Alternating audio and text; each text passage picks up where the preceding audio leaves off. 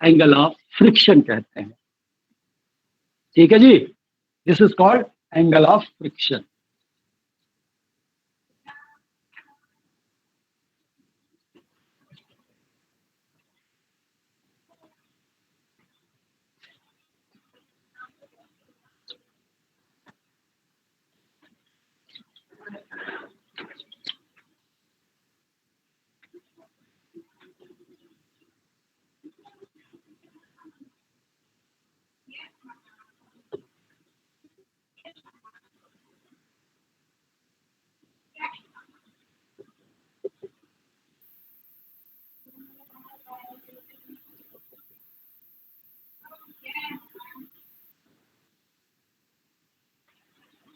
Now the next topic is angle of sliding और angle of repose भी कहते हैं।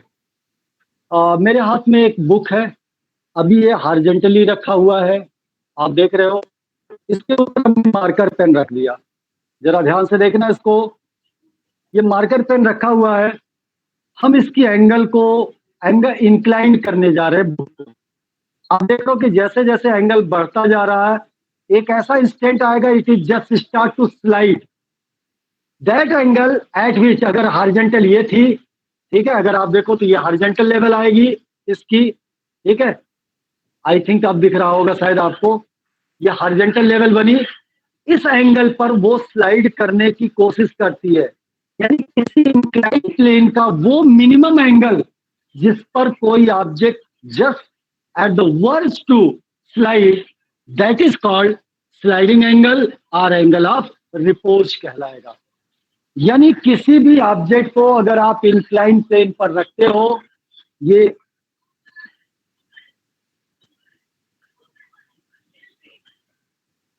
वो मिनिमम एंगल कितना होगा, ठीक है, that is the minimum angle at which this block just start to slide, या कह सकते हो at the verge to slide, यानी ये स्लाइड करने की स्थिति पर ही है जस्ट, उस एंगल को एंगल ऑफ रिपोज और स्लाइडिंग एंगल कहते हैं।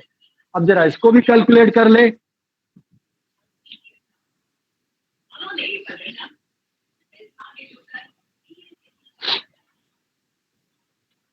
चलिए, इसका weight mg, normal reaction r, ठीक। क्योंकि इस ऑब्जेक्ट के अंदर टेंडेंसी है नीचे स्लाइड करने की, so the force of friction will act here in this direction. ये ऑब्जेक्ट नीचे आ रही है स्लाइड करने, तो force of friction opposite direction में एक्ट करेगा, फोर्स ऑफ फ्रिक्शन। तो प्राइमरली ये थ्री फोर्सेस एक्ट कर रहे हैं। अगर हम यहाँ पर mg को रिजॉल्व कर दें उसके कंपोनेंट में, तो ये एंगल थीटा होगा, that will B mg cos theta. और ये कंपोनेंट, दूसरा कंपोनेंट क्या आएगा, mg sin थीटा। यही mg sin थीटा आपका जो है बेटा, ये इसको नीचे ला रहा है, इसको स्लाइड कराने में जो हेल्प कर रहा। अगर देखो यहीं से देखो, चेक कर लो कि अगर हम थीटा को कम कर दें, साइन थीटा की वैल्यू कम हो जाएगी, ये वाला फोर्स रिड्यूस होगा, नहीं गिरेगा। ये जैसे जैसे थीटा बढ़ाते जाएंगे, साइन की वैल्यू 90 तक बढ़ती चली जाती है, तो ये क्या करेगा, ये फोर्स कंपोनेंट। चलिए अगला टॉपिक लेते हैं।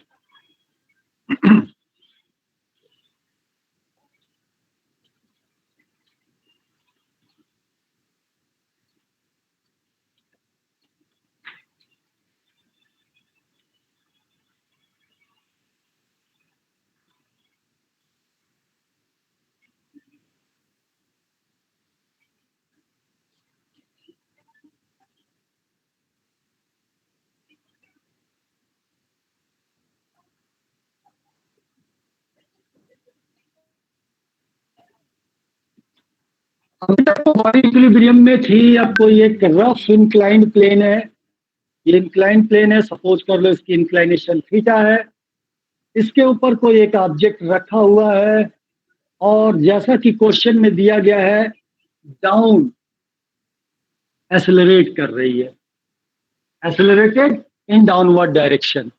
जरा फोर्सेस पे वर्क कर लेते हैं। mg यहाँ पे एक्ट करेगा डाउनवर्ड, नॉर्मल रिएक्शन ये हो गया, क्योंकि बॉडी नीचे की तरफ आ रही है तो फोर्स ऑफ फ्रिक्शन ऊपर लगेगा। ये हो गया बेसिक, यही फोर्सेस काम कर रहे हैं।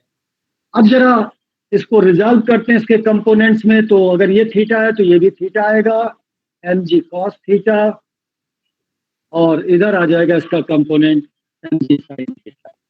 इस बार और उस बार में अंतर ये है, पिछला जो हमने सेम डायग्राम बना था पीछे में, यहाँ पर बॉडी वहां इक्विलिब्रियम में थी, यहाँ बॉडी एक्सेलरेट कर रही है। अगर बॉडी इस तरफ एक्सेलरेट कर रही है, इसका मतलब इस डायरेक्शन में नेट फोर्स एक्ट कर रहा। So what will be the net force in this direction? That is mg sin theta minus f. So according to the Newton's second law, F net is equal to ma, and that is a mg sin theta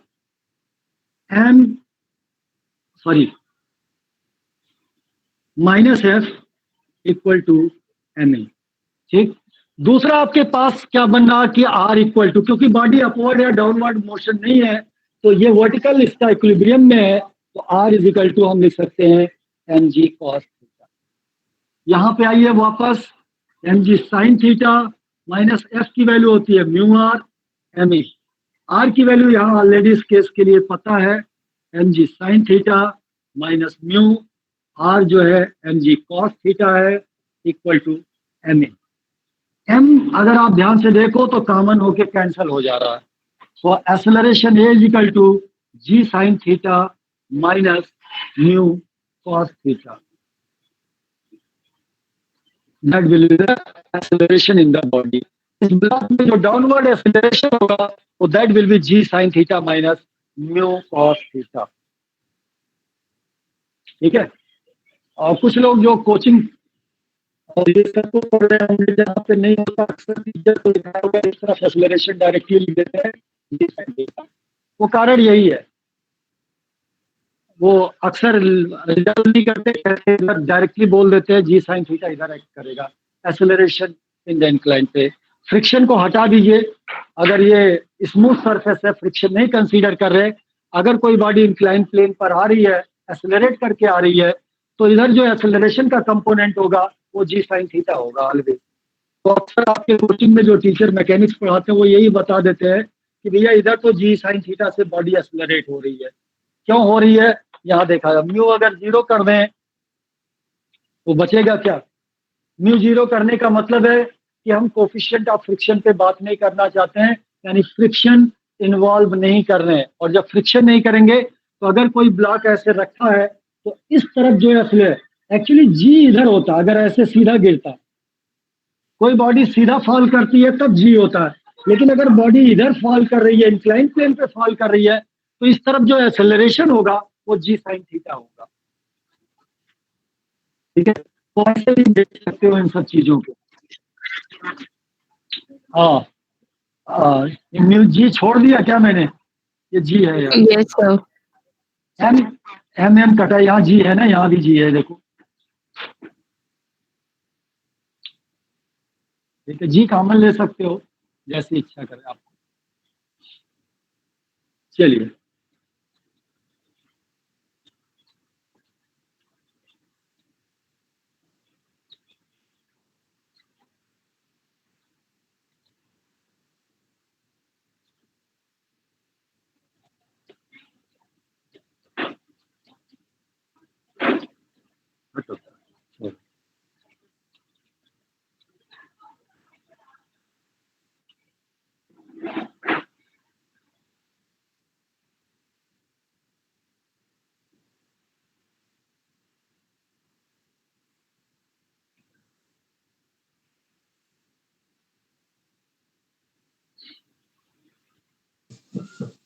sir ऊपर वाली line दिख नहीं रही sir.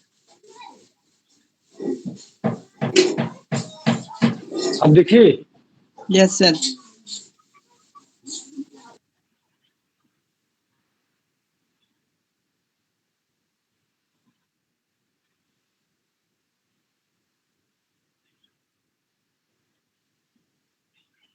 देखो कोई एक ये horizontal surface है, इस पर ये कोई बॉडी रखी हुई है जिसका वेट डाउनवर्ड एक्ट करेगा, नॉर्मल रिएक्शन आर ऊपर काम करेगा। सपोज कर लो आपने इस बॉडी पर कोई फोर्स लगाया, तो डेफिनेटली है, चूंकि ये रफ सरफेस हमने लिया है, तो फोर्स ऑफ फ्रिक्शन यहाँ एक्ट करेगा। ठीक है, force of friction will act किया। सपोज कर लो कि बॉडी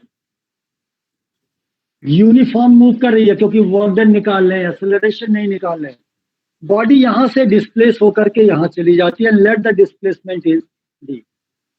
ठीक, सबसे पहले हमें यह देखना होगा कि अगर ये बॉडी यूनिफॉर्म, क्योंकि एक्सेलरेटेड मोशन में वर्क डन अलग हो जाएगा बेटा, वहां फोर्स, नेट फोर्स देखना पड़ेगा। ये जो बात हो रही है वो यूनिफॉर्म मोशन को लेकर के बात हो रही है, क्योंकि वर्क डन तो तभी हो सकता है जब ये बॉडी मूव करे, और बॉडी मूव कैसे कर रही है, यूनिफॉर्मली मूव कर रही है। ठीक है बेटा, किसी सरफेस पर। तो सबसे पहले अगर आप ध्यान से देखो तो यहाँ पर नेट फोर्स की, अगर चलो मैं तुम्हें नॉर्मल तरीके से कराता हूँ। एफ नेट इक्वल टू क्या है, F minus F. According to Newton's second law, F net equal to ma. F minus F equal to m, और चूंकि यूनिफॉर्म मोशन है इसलिए एक्सेलरेशन जीरो हो जाएगा। ठीक है, तो F इक्वल टू आ जाएगा स्मॉल एफ। अब इस F की बात कर लें तो F इक्वल टू, F जो होता है वो म्यू आर होता है, और R यहां पर देख रहे हो किसके इक्वल है,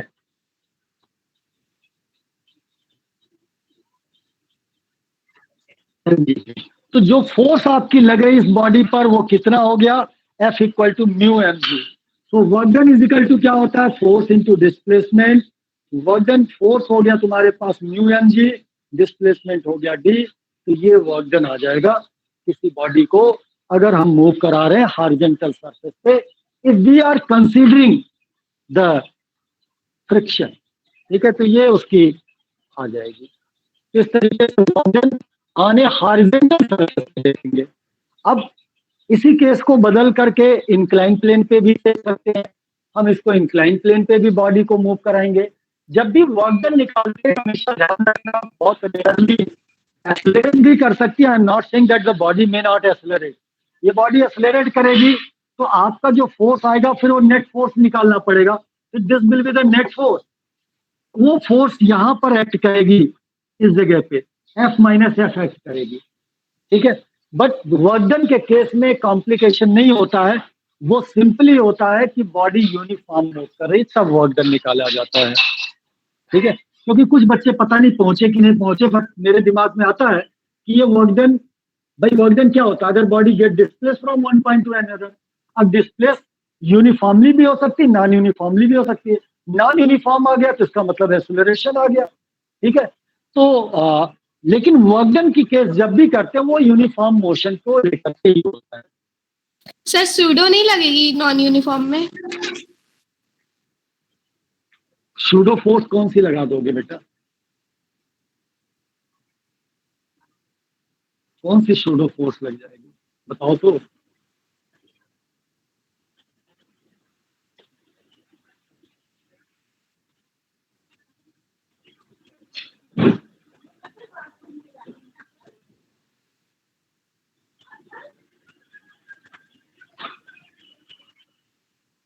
अब वही काम करने जा रहे हैं बट इंक्लाइन प्लेन पे करने जा रहे हैं।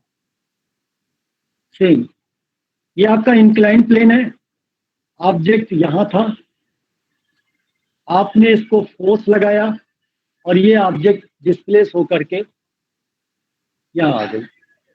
अगेन सपोज कर लो कि ये डिस्प्लेसमेंट डी है।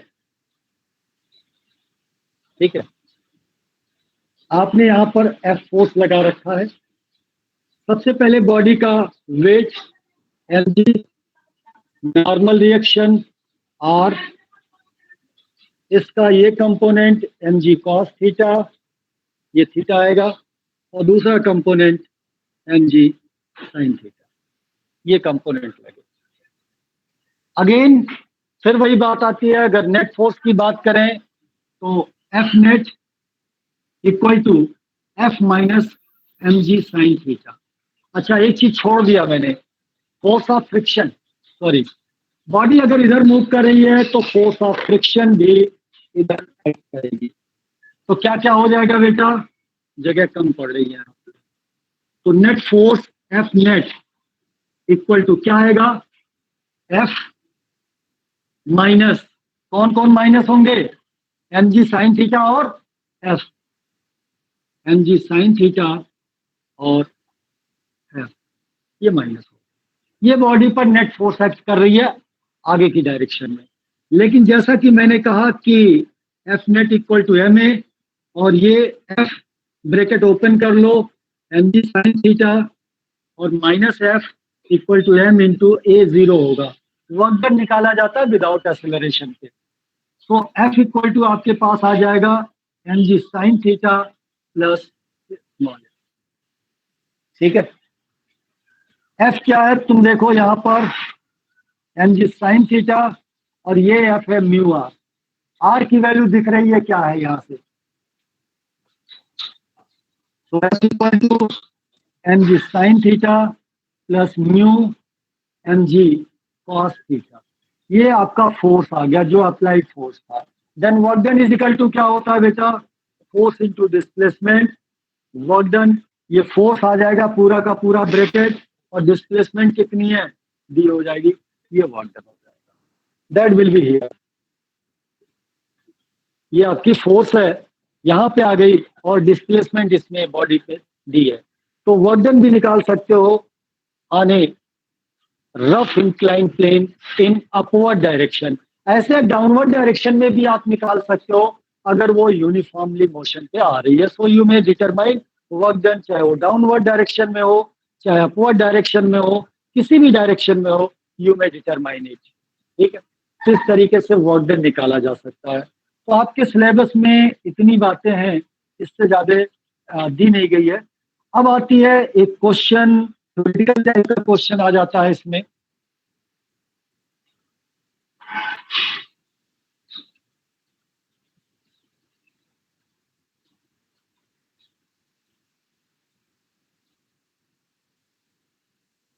Why friction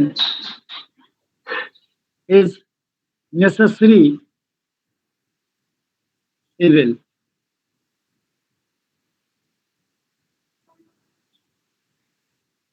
फ्रिक्शन एक आवश्यक दुश्मन, देखो सिंपल सा कहना है कि अगर यह है तो अच्छा है, ठीक है, और नहीं है तो बुरा भी है, ठीक है।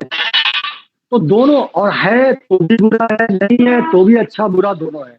क्यों, अगर फ्रिक्शन ना हो तो we can not walk a single inch, ठीक है, हम एक सिंगल स्टेप आगे प्रोसीड नहीं कर सकते, लिखना मुश्किल हो जाएगा, राइटिंग करना मुश्किल हो जाएगा, व्हाइट बोर्ड पे मैं लिख रहा हूँ because of the friction is responsible, ठीक, वरना वो स्लाइड कर जाएगी, वो रुकेगी नहीं, वो कम्स इनटू द मोशन, ठीक है, क्योंकि अगर फोर्स ही नहीं होगी, एक बार जैसे आपने हाथ से थोड़ा सा भी फोर्स दिया, now comes into the motion, ठीक है। तो अगर पॉसिबल नहीं होगा लिखना भी, कुछ भी बड़ा मुश्किल सा, और है तो लॉट ऑफ एनर्जी वेस्टेड हो रही है, वियर एंड टीयर भी देखने को मिल रही है। तो these are the some advantages and disadvantages. तो जब भी ये क्वेश्चन आता है बेसिकली 3 नंबर का अगर आया थ्योरी का, तो ये 3 नंबर में आता, तो एटलीस्ट 5-6 एडवांटेजेस एंड 5-6 डिसएडवांटेजेस इसकी आप मेंशन कर दीजिएगा, ठीक है। कम से कम 5 एडवांटेजेस, 5 या 6 एडवांटेजेस और 5 या 6 डिसएडवांटेजेस इसके मेंशन कर दीजिए, और लास्ट लाइन में कंक्लूड कर देना, hence friction is a necessary evil. क्योंकि अगर है तो अच्छा भी है बुरा भी है, क्योंकि अगर है तो हम चलना हमारे लिए इजी है तो हमारे पंखे में जो इलेक्ट्रिकल एनर्जी आ रही है उसकी लॉट ऑफ एनर्जी वेस्ट हो रही है in the form of friction, heat के रूप में, अदर फॉर्म में, साउंड के रूप में एनर्जी वेस्ट हो रही है। तो दोनों ही है तो अच्छा भी है बुरा, और ना भी है